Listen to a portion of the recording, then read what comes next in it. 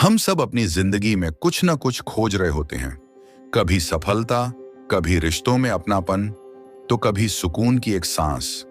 लेकिन सच तो यह है कि जितना भी हम बाहर तलाशते हैं, उतना ही खालीपन भीतर महसूस होता है।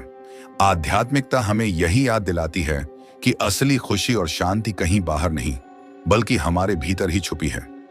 यह किताब एक धार्मिक प्रवचन नहीं है, न ही किसी संप्रदाय का नियम। ये बस एक साधारण सी कोशिश है आपको उस भीतर की यात्रा पर ले जाने की, जहां आप खुद से जुड़ पाएं, जीवन को हल्केपन से जी पाएं और हर पल में गहराई से आनंद महसूस कर सकें। यहां बात होगी आत्म खोज, मन की शांति, प्रेम, करुणा और संतुलन की, यानी उन चीजों की जो जिंदगी को सच में खूबसूरत बना देती हैं। आप सुन रहे हैं लाइब्रेरी ऑफ बुक्स। आज हम बात करेंगे स्पिरिचुअलिटी किताब के बारे में, जिसे लिखा है अमर कुमार परिदा ने। आध्यात्मिकता सुनते ही कई लोगों के मन में मंदिर, पूजा पाठ, साधु संत या धर्म की तस्वीर उभर आती है। लेकिन सच्चाई यह है कि आध्यात्मिकता इन सब से कहीं ज्यादा गहरी और व्यक्तिगत चीज है। यह सिर्फ कोई धार्मिक नियम कायदा नहीं, बल्कि जीवन जीने का एक ऐसा तरीका है जो हमें अपने आप से जोड़ता है। असल में आध्यात्मिकता का मतलब है अपने अस्तित्व को समझना। हम कौन हैं, क्यों हैं और इस जीवन का असली उद्देश्य क्या है। ये सवाल हर इंसान के भीतर कहीं ना कहीं उठते हैं। आध्यात्मिकता उन सवालों के जवाब खोजने का रास्ता है। अगर सीधी भाषा में कहें तो यह हमारी भीतरी यात्रा है। जिस तरह बाहर की दुनिया को जानने के लिए विज्ञान है, उसी तरह अपने भीतर को समझने के लिए आध्यात्मिकता है। यह हमें हमारे विचारों, भावनाओं और आत्मा से मिलवाती है। कई लोग मानते हैं कि आध्यात्मिक होने का मतलब है सब कुछ छोड़कर पहाड़ों पर चले जाना, लेकिन हकीकत इसके उलट है। असली आध्यात्मिकता तो यही है कि हम अपनी रोजमर्रा की जिंदगी में खाते पीते, काम करते, रिश्तों को निभाते हुए भी भीतर शांति और सजगता बनाए रखें। यह जीवन को साधारण से असाधारण बनाने का रास्ता है। जब हम आध्यात्मिक होते हैं तो हर छोटा अनुभव भी अर्थपूर्ण लगने लगता है। सुबह की ताजी हवा, किसी का मुस्कुराना या चाय की एक चुस्की भी हमें गहरी खुशी दे सकती है। आध्यात्मिकता हमें यह समझने की ताकत देती है कि हम सिर्फ शरीर या दिमाग नहीं हैं, हम उससे कहीं बड़े हैं। एक ऊर्जा, एक चेतना। जब यह समझ भीतर बैठती है तो जीवन का बोझ हल्का लगने लगता है। यह हमें जोड़ती है, खुद से भी और दूसरों से भी। हम महसूस करने लगते हैं कि सब एक ही बड़े ब्रह्मांड का हिस्सा हैं। इससे अहंकार टूटता है, तुलना कम होती है और दिल में करुणा और अपनापन बढ़ता है। इसका एक और पहलू यह है कि आध्यात्मिकता हमें वर्तमान में जीना सिखाती है। न अतीत की परछाइयों में उलझना, न भविष्य की चिंताओं में घिरना, बस इस पल को पूरी तरह जीना। यही वह जगह है जहां असली खुशी छुपी है। अगर ध्यान से देखा जाए तो आध्यात्मिकता कोई जटिल चीज नहीं, बल्कि बहुत सरल है। यह छोटी छोटी आदतों और समझ में बसती है, जैसे कृतज्ञता, प्रेम, ध्यान और सजगता। आखिरकार आध्यात्मिकता हमें सिखाती है कि बाहर की दुनिया बदलने से पहले भीतर की दुनिया बदलो। जब भीतर शांति और प्रेम होगा, तभी जीवन में असली संतुलन और आनंद आएगा। यही इसकी सबसे बड़ी ताकत है। हम अपनी पूरी जिंदगी पहचान बनाने में गुजार देते हैं, कभी नाम, कभी पद, कभी रिश्ते, कभी उपलब्धियों से। लेकिन क्या कभी आपने सोचा है कि अगर ये सब हटा दिए जाए तो हम कौन रह जाते हैं? यही सवाल आत्मखोज की शुरुआत है। यह उस असली मैं को खोजने की यात्रा है जो किसी पद, काम या रिश्ते से बंधा नहीं है। ज्यादातर लोग अपने आप को बाहर की परिभाषाओं से पहचानते हैं। मैं डॉक्टर हूं, मैं पिता हूं, मैं इस कंपनी में काम करता हूं। ये सब सही है, लेकिन यह हमारी असली पहचान नहीं है। ये तो बस लेबल हैं जो समाज ने हमें दिए हैं। आत्मखोज का पहला कदम है उन लेबल्स से परे जाकर खुद को देखना। इसके लिए जरूरी है कि हम थोड़ी देर रुकें और अपने भीतर झांकें। रोजमर्रा की भागदौड़ में हम खुद से मिलने का समय ही नहीं निकालते। हर दिन कुछ मिनट मौन में बैठकर अपने विचारों, भावनाओं और सांसों को देखना, यही आत्मखोज की सच्ची शुरुआत है। यह यात्रा आसान नहीं होती। जब हम खुद से सामना करते हैं तो कई बार असुरक्षाएं, डर और छिपे हुए सवाल सामने आ जाते हैं। पर इन्हीं सवालों से गुजरकर हम अपने भीतर की गहराई को समझ पाते हैं। जैसे एक प्याज की परतें हटाने पर धीरे धीरे उसका असली रूप सामने आता है। आत्म खोज हमें यह एहसास कराती है कि हम परिस्थितियों से परे हैं। हम न तो अपनी असफलताओं से छोटे हैं, न सफलताओं से बड़े। असली पहचान इन सबसे स्वतंत्र है। ये समझ हमें हल्का करती है और जीवन के बोझ को कम कर देती है। कई लोग सोचते हैं कि खुद को जानना मतलब है अकेलेपन में रहना, लेकिन असल में यह हमें और गहराई से जोड़ता है, अपने परिवार, दोस्तों और यहां तक कि प्रकृति से भी। जब हम भीतर से स्पष्ट होते हैं तो रिश्तों में भी ईमानदारी और अपनापन बढ़ता है। आत्म खोज हमें सिखाती है कि हम अपने विचारों और भावनाओं के मालिक हैं, गुलाम नहीं। जब हम खुद को जान लेते हैं तो हमें समझ आता है कि गुस्सा, दुख या तनाव सिर्फ भावनाएं हैं। ये हमें परिभाषित नहीं करते। यही समझ हमें मानसिक आजादी देती है। इसका एक और पहलू है उद्देश्य। जब हम खुद को बेहतर समझते हैं तो धीरे धीरे जीवन का मकसद भी साफ होता जाता है। हमें समझ आता है कि हम यहाँ सिर्फ कमाने या दौड़ लगाने के लिए नहीं आए, बल्कि कुछ गहरा अनुभव करने और योगदान देने के लिए आए हैं। आत्म खोज का रास्ता सीधा नहीं होता। कभी यह सवालों से भरा होता है, कभी उलझनों से, लेकिन हर कदम हमें सच्चाई के और करीब लाता है। यह यात्रा जितनी लंबी होती है उतनी ही सार्थक भी। आखिर में आत्म खोज हमें एक गहरी आजादी का अनुभव कराती है। यह आजादी बाहरी दुनिया से नहीं बल्कि भीतर से आती है, जहां हम समझ जाते हैं कि असली मैं सदा शांति, प्रेम और चेतना से भरा है। और जब यह एहसास हो जाता है तब जिंदगी को देखने का नजरिया हमेशा के लिए बदल जाता है। मन हमारे जीवन का सबसे सक्रिय और शरारती हिस्सा है। यह बिना रुके चलता रहता है, कभी अतीत में, कभी भविष्य में, कभी इच्छाओं में तो कभी डर में। आप चाहें तो बस 1 मिनट आंखें बंद करके देखिए, कितने सारे विचार बिना बुलाए भीतर आ जाते हैं। यही मन की असली प्रकृति है, बेचैन रहना। लेकिन आध्यात्मिक दृष्टि से मन को दुश्मन मानना ठीक नहीं। यह हमारे पास एक शक्तिशाली साधन है। बस समस्या तब होती है जब हम मन के गुलाम बन जाते हैं। विचार आते हैं और हम उन्हें सच मान लेते हैं। भावनाएं उठती हैं और हम बह जाते हैं। चेतना का अभ्यास हमें यह समझाता है कि हम मन नहीं हैं, हम वह हैं जो मन को देख सकता है। चेतना को ऐसे समझिए जैसे आकाश, और मन उसके भीतर उठते बैठते बादल। बादल आते जाते रहते हैं, लेकिन आकाश हमेशा स्थिर रहता है। उसी तरह हमारे विचार और भावनाएं अस्थायी हैं, पर चेतना, हमारी असली पहचान, स्थायी है। जब हम साक्षी भाव से मन को देखना सीखते हैं तो भीतर अजीब सी शांति आ जाती है, मानो हम खुद को पहली बार सच में देख पा रहे हों। उस पल गुस्सा भी हल्का लगता है, दुख भी, और उलझने भी थोड़ी आसान हो जाती हैं। यही आध्यात्मिकता का असली स्वाद है। मन को समझना हमें यह एहसास दिलाता है कि हर विचार पर प्रतिक्रिया देना जरूरी नहीं। अगर गुस्सा आया तो उसे पकड़ने की बजाय बस देखें, हाँ, गुस्सा आया है। यह देखने की प्रक्रिया धीरे धीरे उस गुस्से की पकड़ ढीली कर देती है। यही सजगता है। चेतना हमें सिर्फ शांति नहीं देती, बल्कि स्पष्टता भी देती है। जब मन शांत होता है तो फैसले भी साफ होते हैं। हम सही और गलत को बेहतर समझ पाते हैं और जीवन की चुनौतियों का सामना ज्यादा संतुलन से कर पाते हैं। मन और चेतना का संबंध वैसा ही है जैसे एक बच्चे और माँ का। बच्चा यानी मन चंचल है, खेलता है, रोता है, शोर करता है, लेकिन माँ यानी चेतना हमेशा उसके पीछे खड़ी है, स्थिर, धैर्यवान और सुरक्षित। अगर हम चेतना से जुड़े रहें तो मन की शरारतें हमें ज्यादा परेशान नहीं कर पाती। आज की दुनिया में जहां हर कोई भाग रहा है और जानकारी का सैलाब हर तरफ है, मन और चेतना को समझना और भी जरूरी हो गया है। बिना इस समझ के हम तनाव, चिंता और अवसाद के शिकार हो जाते हैं। लेकिन थोड़ी सजगता, ध्यान और आत्मचिंतन से हम मन को संतुलित कर सकते हैं। यह समझना भी जरूरी है कि मन को पूरी तरह शांत करना लक्ष्य नहीं है। मन का काम ही है विचार करना। लक्ष्य बस इतना है कि हम उसके मालिक बने, गुलाम नहीं। यानी विचार आए तो हम तय करें कि कौन सा विचार रखना है और कौन सा जाने देना है। आखिरकार जब हम चेतना से जुड़ते हैं तो जीवन बहुत हल्का और सहज लगने लगता है। यह वही एहसास है जिसे कई लोग आंतरिक शांति या आत्मा की आवाज कहते हैं। यह कोई दूर की चीज नहीं, बल्कि हमारे भीतर ही हमेशा मौजूद है। बस हमें उसे पहचानना और अपनाना होता है। हम सबकी जिंदगी का सबसे बड़ा सच यही है कि असली जीवन सिर्फ इसी क्षण में है। लेकिन अफसोस, हम में से ज्यादातर लोग या तो अतीत में उलझे रहते हैं या भविष्य की चिंता में।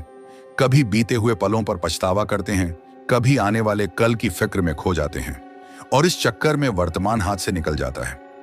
वर्तमान की शक्ति यही है कि यह हमें पूरी तरह जिंदा और सजग बना देता है।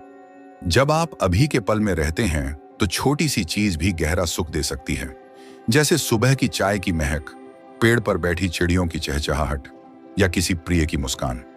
ये सब अनुभव तभी महसूस होते हैं जब आप ध्यान से उस पल में होते हैं। अतीत और भविष्य पर हमारा कोई नियंत्रण नहीं है। अतीत बीत चुका है, उसे बदल नहीं सकते। भविष्य अभी आया ही नहीं तो उसकी चिंता का कोई अंत नहीं। लेकिन वर्तमान हमारे हाथ में है, और अगर इसे पूरे होश से जिया जाए तो यही जीवन को अर्थपूर्ण बना देता है। वर्तमान में जीने का मतलब है हर काम में सजग रहना, खाना खाते समय बस खाना खाना, न कि मोबाइल स्क्रॉल करना, किसी से बात करते समय पूरी तरह सुनना, न कि मन ही मन जवाब सोचते रहना। जब हम ऐसा करते हैं तो रिश्तों में भी गहराई और ईमानदारी आती है। अक्सर लोग सोचते हैं कि वर्तमान में जीना ध्यान या योग के बिना संभव नहीं, लेकिन सच तो यह है कि यह कोई अलग अभ्यास नहीं बल्कि आदत है। जब आप थोड़ी जागरूकता के साथ हर छोटे काम को करते हैं तो वही ध्यान बन जाता है। वर्तमान क्षण की शक्ति यह भी है कि यह हमारे तनाव और चिंता को कम कर देता है। भविष्य की फिक्र और अतीत के पछतावे की वजह से ही दिमाग बोझिल रहता है। जैसे ही हम इस पल पर लौटते हैं, मन हल्का महसूस करने लगता है। इसका असर हमारी रचनात्मकता और काम पर भी पड़ता है। जब आप किसी काम को पूरी मौजूदगी के साथ करते हैं तो उसमें न सिर्फ दक्षता आती है बल्कि आनंद भी मिलता है। यह फ्लो की स्थिति होती है जहां समय का एहसास ही मिट जाता है। वर्तमान में जीना हमें कृतज्ञ भी बनाता है। जब हम पल पल को सच में महसूस करते हैं तो हमें एहसास होता है कि हमारे पास कितना कुछ है जिसकी सराहना करनी चाहिए। यह कृतज्ञता हमें और गहराई से खुश और शांत बनाती है। जीवन का असली स्वाद भी तभी आता है जब हम वर्तमान में जीते हैं, वरना तो पूरी जिंदगी ऐसे निकल जाती है मानो हम बस किसी भविष्य के इंतजार में बैठे थे। सच ये है कि खुशी कोई मंजिल नहीं बल्कि रास्ते में बिखरे हुए पल हैं। आखिरकार वर्तमान क्षण हमें याद दिलाता है कि जीवन अभी है, यही है। अगर हम हर पल को जागरूकता और प्रेम के साथ जी लें तो न अतीत का बोझ रहेगा न भविष्य की चिंता, बस एक गहरी शांति और संतुलन रहेगा जो असली आध्यात्मिकता का आधार है। प्रेम और करुणा इंसान की सबसे गहरी जरूरत है। यह केवल कोई भावनात्मक अनुभव नहीं बल्कि जीवन का आधार है। जब दिल में प्रेम और करुणा होती है तो इंसान का नजरिया बदल जाता है। वह दुनिया को अलग नजर से देखता है, रिश्तों में अपनापन आता है और खुद के भीतर भी हल्कापन महसूस होता है। असल में प्रेम का मतलब सिर्फ किसी एक व्यक्ति से जुड़ाव नहीं है। यह एक ऊर्जा है जो हर रिश्ते, हर परिस्थिति और यहां तक कि खुद के साथ हमारे संबंध में भी झलकती है। जब हम सच में प्रेम से भर जाते हैं तो नफरत, जलन और तुलना की जगह अपने आप कम हो जाती है। करुणा प्रेम का ही विस्तार है। करुणा का मतलब है दूसरों के दर्द को समझना और उनकी तकलीफ को कम करने की कोशिश करना। यह कोई दान या उपकार नहीं है बल्कि एक स्वाभाविक प्रतिक्रिया है जब हम दिल से जुड़ते हैं। करुणा हमें इंसान से इंसान और आत्मा से आत्मा जोड़ती है। आज की तेज रफ्तार दुनिया में लोग अक्सर भूल जाते हैं कि प्रेम और करुणा ही असली पूंजी है। धन, सफलता और नाम जरूरी हो सकते हैं, लेकिन इनके बिना इंसान अधूरा नहीं होता। पर प्रेम और करुणा के बिना जिंदगी कितनी भी चमकदार हो, भीतर कहीं ना कहीं खाली लगती है। यह भी याद रखना जरूरी है कि प्रेम और करुणा का आरंभ खुद से होना चाहिए। अगर हम खुद को ही लगातार जज करेंगे, अपने साथ कठोर रहेंगे, तो दूसरों से सहज प्रेम कैसे कर पाएंगे। आत्म प्रेम और आत्म करुणा वह नींव है जिस पर बाकी सारे रिश्ते खड़े होते हैं। प्रेम और करुणा हमें अहंकार से भी मुक्त करते हैं। जब दिल में सच्ची करुणा होती है तो मैं और मेरा का भाव थोड़ा हल्का हो जाता है। हम समझने लगते हैं कि हर कोई संघर्ष कर रहा है, हर किसी की कहानी अलग है। यह समझ हमें अधिक संवेदनशील और विनम्र बनाती है। रिश्तों की गहराई भी प्रेम और करुणा से ही आती है। किसी को बदलने की कोशिश करने के बजाय उसे समझना, सुनना और उसकी भावनाओं की इज्जत करना, यही असली प्रेम है। ये छोटी सी चीज बड़े बड़े रिश्तों को टिकाऊ और सच्चा बना देती है। करुणा केवल इंसानों तक सीमित नहीं है, ये प्रकृति, जानवरों और पूरे अस्तित्व तक फैल सकती है। जब हम पेड़ों, नदियों और धरती के प्रति करुणामय होते हैं तो जीवन में एक नया संतुलन आता है। हमें एहसास होता है कि हम इस पूरे तंत्र का हिस्सा हैं, इससे अलग नहीं। प्रेम और करुणा की सबसे बड़ी शक्ति यह है कि यह हमें भीतर से बदल देती है।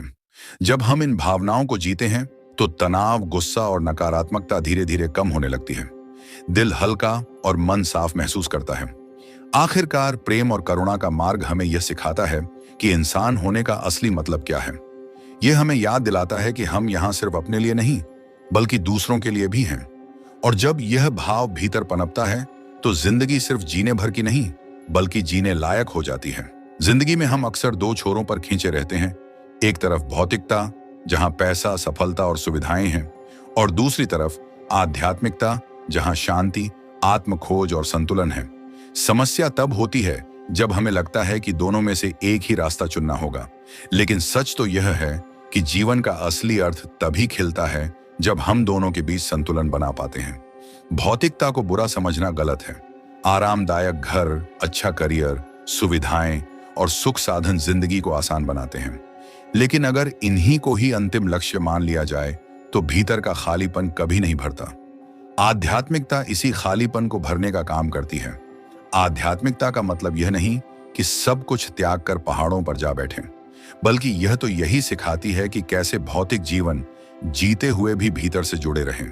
यानी आप नौकरी करें, कारोबार करें, रिश्तों को निभाएं, लेकिन भीतर शांति और संतुलन बनाए रखें। कई बार लोग सोचते हैं कि सफलता और शांति साथ साथ नहीं चल सकते, लेकिन अगर गहराई से देखें तो आध्यात्मिकता हमें सफलता को और ज्यादा सार्थक बना देती है। जब हम सजग होकर काम करते हैं तो बेहतर फैसले लेते हैं, रिश्तों को सही ढंग से निभाते हैं और तनाव कम महसूस करते हैं। यह सब सफलता को टिकाऊ और आनंदमय बनाता है। भौतिकता और आध्यात्मिकता का संतुलन हमें लोभी और त्यागी दोनों चरम से बचाता है। न तो सिर्फ दौड़ते दौड़ते थक जाना और न ही सब छोड़कर दुनिया से कट जाना, बल्कि यह समझना कि जीवन का असली उद्देश्य दोनों पहलुओं का मेल है, बाहरी विकास और भीतरी शांति। अगर ध्यान दें तो दोनों एक दूसरे के पूरक हैं। भौतिकता हमें साधन देती है और आध्यात्मिकता हमें दिशा। साधन बिना दिशा के भटकाव लाते हैं और दिशा बिना साधन के अधूरापन। जब दोनों साथ आते हैं तो जीवन में समृद्धि और संतोष दोनों मिलते हैं। इस संतुलन का एक व्यावहारिक तरीका है सजग उपभोग। यानी हमें यह देखना कि हम चीजें सिर्फ जरूरत के लिए ले रहे हैं या दिखावे और तुलना के लिए। जब उपभोग सजग हो जाता है तो जीवन सादगी भरा और हल्का लगता है, और फिर आध्यात्मिक जुड़ाव और गहरा हो जाता है। रिश्तों में भी यह संतुलन बहुत जरूरी है। अगर हम सिर्फ भौतिक सुविधाओं पर ध्यान दें तो भावनात्मक जुड़ाव कमजोर हो जाता है, और अगर सिर्फ आध्यात्मिक साधना में डूब जाए तो रिश्तों की जिम्मेदारी अधूरी रह जाती है। संतुलन का मतलब है दोनों को जगह देना और दोनों को पूरी तरह जीना। यह संतुलन हमें आधुनिक जीवन की चुनौतियों से निपटने की ताकत भी देता है, चाहे काम का दबाव हो, परिवार की जिम्मेदारी या व्यक्तिगत सपने। जब भीतर से शांति होती है तो हम इन सब को सहजता से निभा पाते हैं। आखिरकार भौतिकता और आध्यात्मिकता का संतुलन यही सिखाता है कि जिंदगी दो हिस्सों में बंटी नहीं है। यह एक ही यात्रा है जहां बाहर और भीतर दोनों का मेल होना जरूरी है। जब हम यह संतुलन सीख लेते हैं तो न सिर्फ सफल होते हैं बल्कि सच में संतुष्ट भी रहते हैं। हम अक्सर खुद को एक अलग अस्तित्व मानकर जीते हैं। मैं और दूसरे का भाव हमें गहराई से जकड़े रहता है। लेकिन अगर थोड़ा रुक कर देखें तो एहसास होगा कि हम अकेले नहीं बल्कि एक विशाल तंत्र का हिस्सा हैं। हमारी आत्मा केवल हमारे शरीर तक सीमित नहीं है, यह पूरे ब्रह्मांड से जुड़ी हुई है। आत्मा को आप एक बूंद समझ सकते हैं और ब्रह्मांड को एक अनंत सागर। बूंद देखने में अलग लगती है, लेकिन उसका असली स्वभाव सागर से ही है। उसी तरह हम सब अलग अलग शरीर और पहचान के रूप में दिखते हैं, लेकिन भीतर से हम सब उसी एक सार्वभौमिक चेतना के अंश हैं। जब यह समझ आती है तो अहंकार धीरे धीरे कम होने लगता है। फिर मैं बड़ा हूं या मैं छोटा हूं जैसी तुलना का खेल बेकार लगने लगता है, क्योंकि असल में कोई भी ना बड़ा है न छोटा, सब उसी एक ऊर्जा के रूप हैं। ब्रह्मांड से जुड़ाव महसूस करने का असर हमारे व्यवहार पर भी पड़ता है। जब हमें एहसास होता है कि सब एक ही चेतना से बने हैं तो दूसरों के प्रति करुणा और अपनापन बढ़ता है। हमें लगता है कि किसी और को चोट पहुंचाना मतलब खुद को चोट पहुंचाना है। ये जुड़ाव हमें प्रकृति के करीब भी ले जाता है। पेड़, नदियां, पहाड़, जानवर, ये सब हमें अलग अलग चीजें लग सकती हैं, लेकिन जब हम गहराई से देखते हैं तो पता चलता है कि ये सब भी उसी ब्रह्मांडीय ऊर्जा के रूप हैं। यह समझ हमें पर्यावरण के प्रति भी संवेदनशील बनाती है। आत्मा और ब्रह्मांड का यह रिश्ता हमें डर और अकेलेपन से भी मुक्त करता है। जब हम खुद को सिर्फ एक शरीर मानते हैं तो मृत्यु का डर हमें घेर लेता है। लेकिन जब यह समझ बैठती है कि आत्मा शाश्वत है और ब्रह्मांड से एक है, तो यह डर धीरे धीरे मिटने लगता है। यह एहसास हमारी आध्यात्मिक साधना को और गहरा कर देता है। ध्यान, प्रार्थना या मौन में बैठने पर जब कभी हम भीतर की शांति से मिलते हैं तो लगता है मानो हम ब्रह्मांड की अनंत ऊर्जा में डूब गए हों। यह अनुभव शब्दों से परे है, बस महसूस किया जा सकता है। जीवन की उलझनों और परेशानियों में भी यह दृष्टि हमारी मदद करती है। जब हम खुद को पूरे ब्रह्मांड का हिस्सा मानते हैं तो छोटी छोटी दिक्कतें उतनी बड़ी नहीं लगती। ये विश्वास आता है कि हर चीज का एक प्रवाह है और हम भी उसी प्रवाह का हिस्सा हैं। आत्मा और ब्रह्मांड का यह संबंध हमें उद्देश्य भी देता है। हमें समझ आता है कि हम यहाँ सिर्फ अपने लिए नहीं, बल्कि इस पूरे तंत्र का हिस्सा बनने और योगदान देने के लिए आए हैं। यही सोच जीवन को गहराई और अर्थ देती है। आखिरकार जब हम यह अनुभव कर लेते हैं कि हमारी आत्मा और ब्रह्मांड एक ही हैं, तो भीतर एक अजीब सी शांति और विस्तार महसूस होता है। तब जिंदगी सिर्फ जीने भर की नहीं रहती, बल्कि एक यात्रा बन जाती है उस अनंत चेतना की ओर जिसका हम हमेशा से हिस्सा हैं। आध्यात्मिकता केवल एक विचार या दर्शन नहीं है, बल्कि इसे जीने के लिए अभ्यास करना जरूरी है। जैसे शरीर को स्वस्थ रखने के लिए व्यायाम चाहिए, वैसे ही आत्मा और मन को संतुलित रखने के लिए कुछ साधन और अभ्यास जरूरी होते हैं। ये अभ्यास हमें भीतर से मजबूत करते हैं और जीवन को गहराई से जीने की ताकत देते हैं। सबसे सरल और प्रभावी साधन है ध्यान। ध्यान का मतलब है मन को रोकना नहीं, बल्कि उसे देखने की कला सीखना। जब आप कुछ मिनट मौन में बैठकर अपनी सांसों को महसूस करते हैं तो धीरे धीरे मन शांत होने लगता है। यही वह क्षण होता है जब आप अपने भीतर की शांति से जुड़ पाते हैं। योग और प्राणायाम भी आध्यात्मिक साधना के अहम हिस्से हैं। योग सिर्फ शरीर को लचीला बनाने का साधन नहीं है, बल्कि यह शरीर, मन और आत्मा को संतुलित करता है। प्राणायाम यानी श्वास का अभ्यास हमें जीवन ऊर्जा के करीब ले जाता है। गहरी और सजग सांसें न केवल तनाव को कम करती हैं, बल्कि हमें वर्तमान से जोड़ती हैं। कृतज्ञता भी एक बहुत गहरा अभ्यास है। जब हम रोजमर्रा की छोटी छोटी चीजों के लिए आभार जताना सीखते हैं तो हमारे भीतर संतोष और खुशी का भाव बढ़ता है।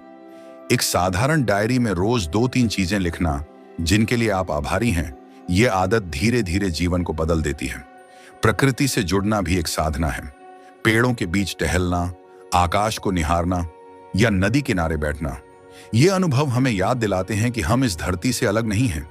प्रकृति में समय बिताने से मन अपने आप हल्का और शांत हो जाता है। एक और सुंदर साधन है सेवा।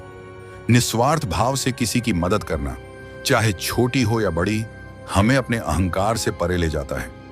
सेवा करने से भीतर एक गहरा संतोष आता है, क्योंकि हम महसूस करते हैं कि हम किसी और के जीवन में रोशनी ला सके। आध्यात्मिक अभ्यास का मतलब यह नहीं कि हमें घंटों बैठना होगा। यह रोजमर्रा की छोटी छोटी आदतों में भी हो सकता है, जैसे खाना खाते समय पूरी सजगता से खाना, किसी से बात करते समय पूरे मन से सुनना या चलते समय अपने कदमों की आहट को महसूस करना। ये छोटे छोटे पल भी ध्यान का रूप ले लेते हैं। महत्वपूर्ण यह है कि इन अभ्यासों को बोझ न बनाएं। यह कोई नियम कायदा नहीं, बल्कि जीवन को हल्का और गहरा बनाने का तरीका है। अगर आप हर दिन कुछ ही मिनट भी सजग होकर जीते हैं तो धीरे धीरे इसका असर पूरे जीवन पर दिखने लगता है। इन साधनों का असली उद्देश्य हमें बाहर से भीतर की ओर मोड़ना है। जब हम खुद से जुड़ते हैं तो जीवन की उलझनों और शोरगुल में भी शांति पा सकते हैं। यही शांति हमें ताकत देती है कि हम अपने काम, रिश्तों और सपनों को और अच्छे से निभा सकें। आखिरकार आध्यात्मिक साधन और अभ्यास हमें यह याद दिलाते हैं कि जीवन केवल भाग दौड़ या उपलब्धियों का नाम नहीं है। असली जीवन तब खिलता है जब हम बाहर की दुनिया के साथ साथ भीतर की दुनिया से भी जुड़े रहते हैं, और यह जुड़ाव इन्हीं सरल अभ्यासों से संभव होता है। जागरूक जीवन जीना मतलब है हर पल को पूरी तरह जीना, बजाय इसके कि हम बस मशीन की तरह भागते चले जाएं। अक्सर हम या तो अतीत की यादों में उलझे रहते हैं या भविष्य की चिंताओं में खोए रहते हैं। नतीजा यह होता है कि वर्तमान हमारे हाथ से निकल जाता है। जागरूकता हमें यह सिखाती है कि जिंदगी अभी और यहीं है। इसे पूरे होश से जीना ही असली कला है। जागरूक जीवन का पहला कदम है सजगता से देखना। जब आप चाय पी रहे हों तो सिर्फ उस चाय को महसूस करें, उसकी खुशबू, उसका स्वाद, उसका तापमान। जब किसी से बात कर रहे हों तो केवल उस बातचीत में रहिए। छोटे छोटे कामों को भी अगर हम पूरी जागरूकता से करते हैं तो जीवन अचानक गहराई से भर जाता है। यह सजगता हमें आदतों और प्रतिक्रियाओं से भी मुक्त करती है। ज्यादातर समय हम ऑटो पायलट मोड पर चलते रहते हैं। कोई कुछ कहे तो तुरंत गुस्सा, या कोई तारीफ करे तो तुरंत खुशी। लेकिन जब हम जागरूक होते हैं तो हम अपनी भावनाओं को देख पाते हैं और बिना बहाव में बहे सही प्रतिक्रिया चुन सकते हैं।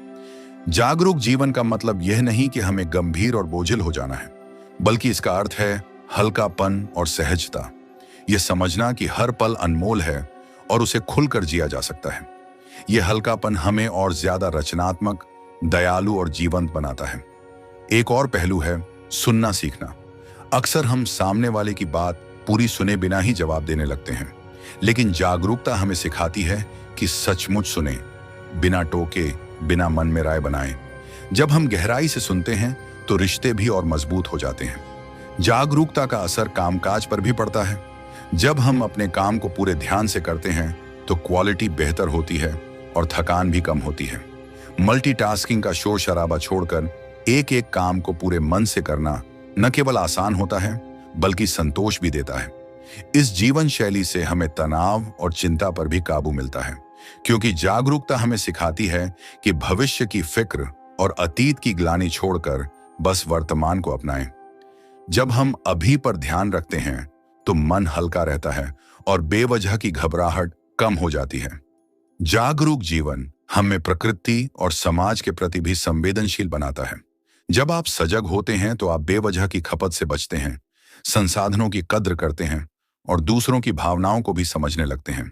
इससे न सिर्फ आपका जीवन बल्कि आपके आसपास का माहौल भी सकारात्मक हो जाता है।